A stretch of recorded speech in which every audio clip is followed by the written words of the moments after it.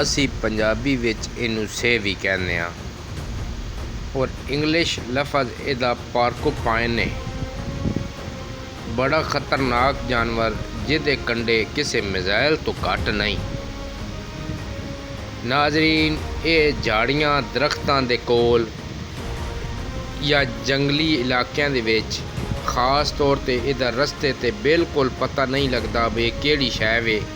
ਅਚਾਨਕ ਇਹ ਆਪਣੇ ਦੁਸ਼ਮਣ ਤੋਂ ਬਚਣ ਵਾਸਤੇ ਕੰਡੇ ਕੱਢਦਾ ਹੈ ਤੇ ਯਕੀਨ ਮੰਨੋ ਪੂਰੇ ਜਿਸਮ ਦੇ ਵਿੱਚ ਕੰਡੇ ਇੰਜ ਲੱਗਦੇ ਨੇ ਜਿਵੇਂ ਗੋਲੀਆਂ ਉਹ ਦੂਜੇ ਪਾਸੋਂ ਨਿਕਲ ਜਾਂਦੇ।